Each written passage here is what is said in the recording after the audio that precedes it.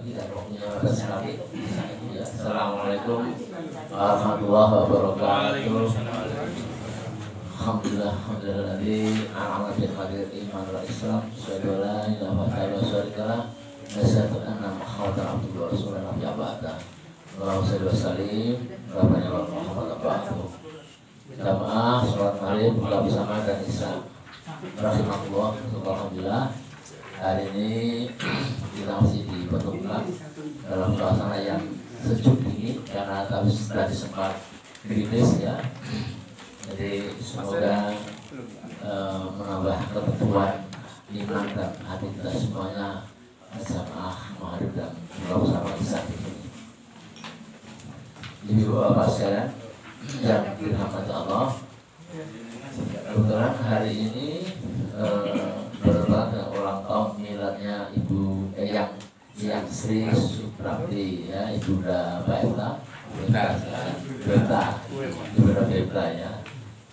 Ya, semoga tadi kita doakan Allahumma taufiqhuma wa khairan amin amin. Yang terbaik karena Nabi itu umur panjang tapi juga baik amalnya ya. Yang buruk panjang umur tapi buruk juga amalnya. Kata yang masya Allah. Coba lihat umur amalnya masih bisa membaca tanpa kacamata. Saya masih 45 tahun masih kacamata saya. Masih muda 45 tahun saya usianya biru kacamata. Saya 25 Pak. 25. Ya masya Allah. Mantap. Alhamdulillah. Semakin usia panjang itu kata Nabi, innamal a'malu bil khawatim. Barang siapa yang menutup usianya di masa tua dengan amal-amal soleh, maka surga ya, surga, nggak ada kata lain kecuali surga ya, termasuk yang susu ini yang ini bakal masuk surga ya, jadi ahli surga dan bisa menarik putrinya waya-waya semuanya. Dan syukur kita semuanya sama ini ya. Baik gitu ya. Kita hari ini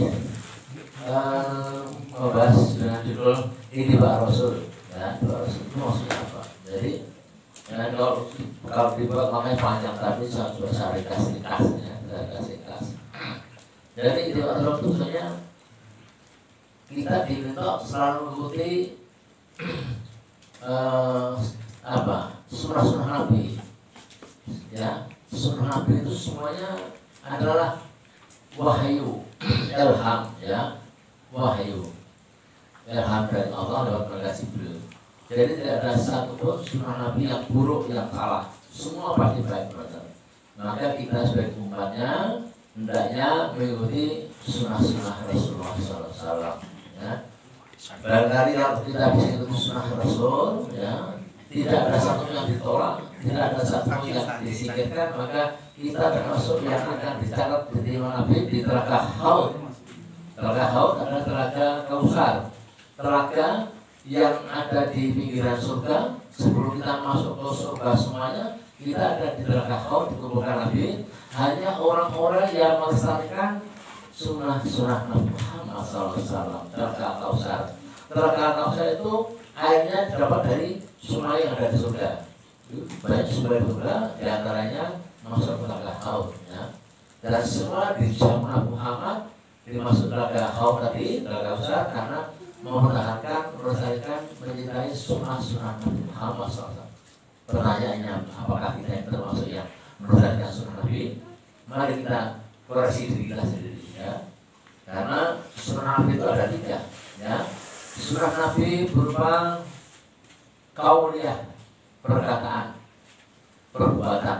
Qauliyah ya, qauliyah itu perkataan, qauliyah. Perbuatan Nabi berarti fi'liyah. Fi'liyah itu perbuatan Nabi ya. Jadi sikap, perbuatan, qauliyah, fi'liyah itu harus kita ikut semuanya sebisa mungkin. Yang ketiga adalah takririyah. Apa takririyah? Yaitu ketika para sahabat bertanya kepada Nabi di kondisi yang sedang seperti ini di negeri Arab ketika waktu itu, maka kami terpaksa makan kadal burung.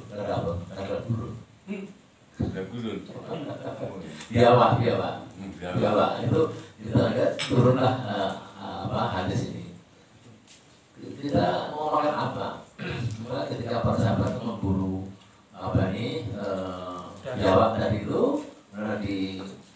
dimasak, potong, dimakan, ya. Akhirnya Nabi tidak berkenan, tapi dia menolak, jadi dia diam. Nah, diamnya Nabi ini adalah tanda bahwa dia setuju, ya. Kondiri ini kalau di darurat itu, ya apa saja kalau boleh, ya. Jangan biawak, ya. Babi dimakan boleh ketika darurat, ya. Di hutan tersesat berhari-hari gak ada makan itu ada babi aja, ya.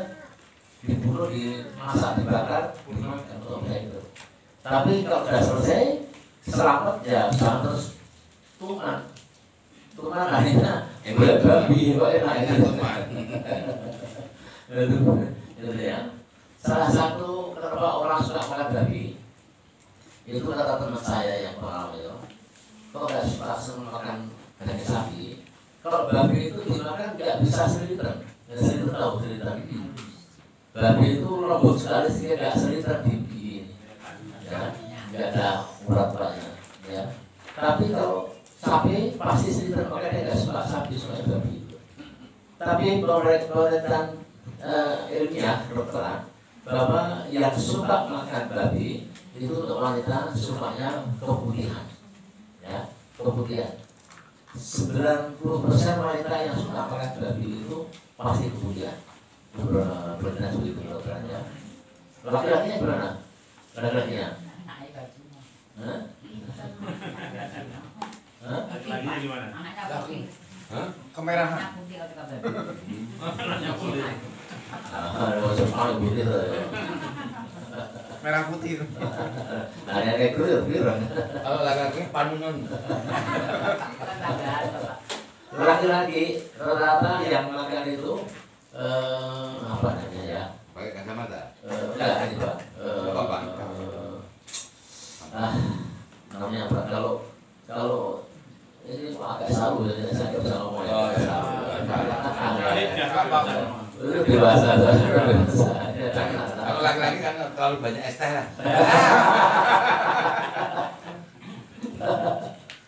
Ya gitu ya. Jadi itu, oleh itu mari kita lestarikan, ya, hadis Nabi beritanya beliau. Tarkuhul amrani wa ta'amasu bihilah. Ini seperti yang satu sini, ya.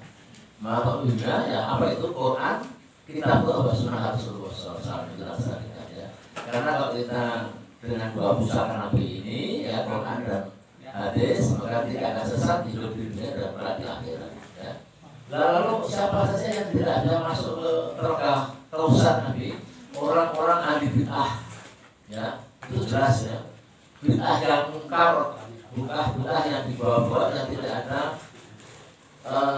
linearitasnya dengan Quran dan juga hadis-hadis sahih. Ya, contohnya apa contohnya?